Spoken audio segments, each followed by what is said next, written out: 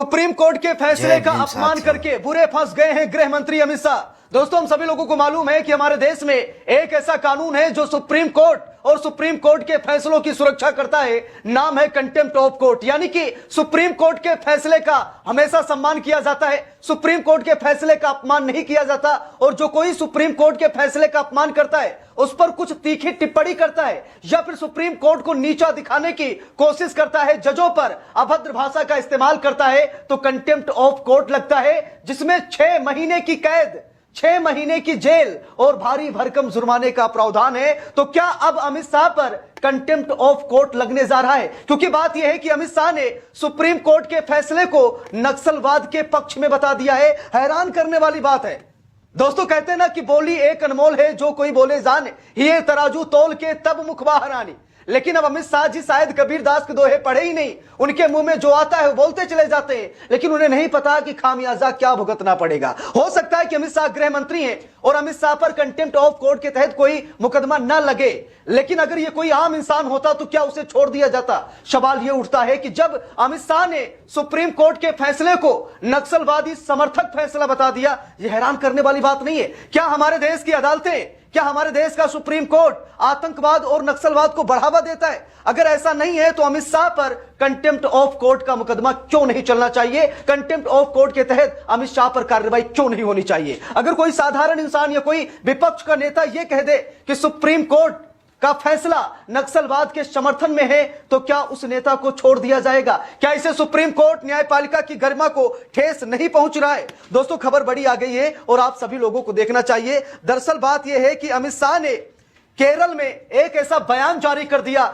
जिससे कि न्यायपालिका की मान मर्यादाएं पूरी तरीके से भंग हो गई। अमित शाह ने यह दिखाने की कोशिश की कि इंडिया ब्लॉक के उपराष्ट्रपति पद के जो उम्मीदवार हैं सुदर्शन रेड्डी साहब, उन्होंने और उस बेंच ने, सुप्रीम कोर्ट ने नक्सलवाद के समर्थन में फैसला लिया, और अगर नक्सलवाद का पक्ष ना लेते तो आज नक्सलवाद खत्म हो जाता। यानी कितनी बड़ी बात अमित शाह बोल रहे हैं। देखिए, लिखा है केरल में शुक्रवार को एक भाषण के दौरान गृह मंत्री अमित शाह ने बी सुदर्शन रेड्डी पर नक्सलवाद को समर्थन देने का आरोप लगाया था। शाह ने दावा किया था कि यदि ऐसा नहीं हुआ होता तो नक्सल आतंकवाद खत्म हो गया होता। उन्होंने कहा, सुदर्शन रेड्डी वो व्यक्ति हैं जिन्होंने नक्सलवाद की मदद की, उन्होंने सलवा जुडूम का फैसला दिया। अगर यह फैसला नहीं आया होता तो नक्सल आतंकवाद 2020 में ही खत्म हो गया होता। दोस्तों, बात यह है कि सलवा जुडूम का फैसला अकेले सुदर्शन रेड्डी साहब का नहीं था, उसमें अन्य जज भी थे, पूरी पीठ थी, और यह फैसला सुप्रीम कोर्ट का था। लेकिन यहां पर गृह मंत्री अमित शाह ने गलती कर दी और सलवा जुडूम का फैसला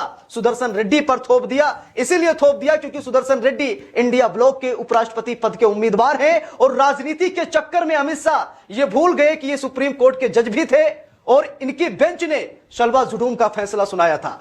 लेकिन यहां पर अमित शाह ने क्या कहा कि अगर नक्सलवाद बढ़ रहा है, नक्सलवाद खत्म नहीं हुआ है, तो यह सुप्रीम कोर्ट के फैसले की वजह से, यह सुदर्शन रेड्डी की वजह से हुआ है। दोस्तों, कानून क्या कहता है? देखिए, लिखा भी है, अगर कोई सुप्रीम कोर्ट के फैसले की आलोचना करता है, टिप्पणी करता है या कुछ उस पर गलत व्याख्या करता है, तो उसके ऊपर कंटेम्प्ट ऑफ कोर्ट लगता है, यानी कि 6 माह की कैद। जरा देखिए, लिखा भी है, कंटेम्प्ट ऑफ कोर्ट यानी न्यायालय की अवमानना का अर्थ है किसी अदालत के प्रति अनादर, अवज्ञा या न्याय के व्यवस्थित प्रशासन में हस्तक्षेप करना।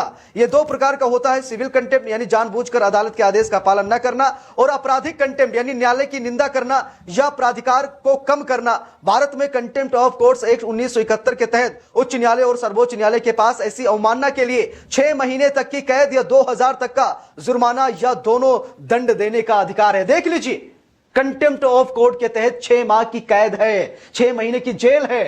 तो अमित शाह ने क्या यहां पर कंटेम्प्ट ऑफ कोर्ट नहीं किया? क्या अमित शाह ने यहां पर न्यायपालिका की गरिमा को भंग नहीं किया? क्या अमित शाह ने यहां पर न्यायपालिका को तार तार नहीं किया? सुदर्शन रेड्डी को सुप्रीम कोर्ट समझ बैठे अमित शाह, जबकि सुप्रीम कोर्ट से सुदर्शन रेड्डी थे, ना कि सुदर्शन रेड्डी से सुप्रीम कोर्ट था। तो किस लिए अमित शाह ने सुदर्शन रेड्डी को नक्सल आतंकवाद का समर्थक बता दिया, जबकि वो फैसला सुप्रीम कोर्ट का था? लेकिन अमित शाह ने यहां पर गलत बयानी कर दी, जिसकी वजह से आज लगभग 18 पूर्व जजों ने अमित शाह से माफी मांगने की बात कही, लेकिन अमित शाह माफी नहीं मांग रहे। तो क्या कंटेम्प्ट ऑफ कोर्ट के तहत केस चलेगा? दोस्तों, यहां पर देखिए, इस पर जस्टिस रेड्डी ने क्या कहा, यानी सुदर्शन रेड्डी साहब ने अमित शाह के इस आरोप पर उन्होंने क्या जवाब दिया जब अमित शाह ने कहा कि अगर आज नक्सलवाद बढ़ रहा है, नक्सलवाद आतंकवाद बढ़ रहा है, तो यह सुदर्शन रेड्डी की देन है। इस पर सुदर्शन रेड्डी ने क्या कहा, देखिए लिखा है। इसके जवाब में शनिवार को भी सुदर्शन रेड्डी ने कहा कि वो गृह मंत्री के साथ कोई विवाद नहीं करना चाहते। उन्होंने जोर देकर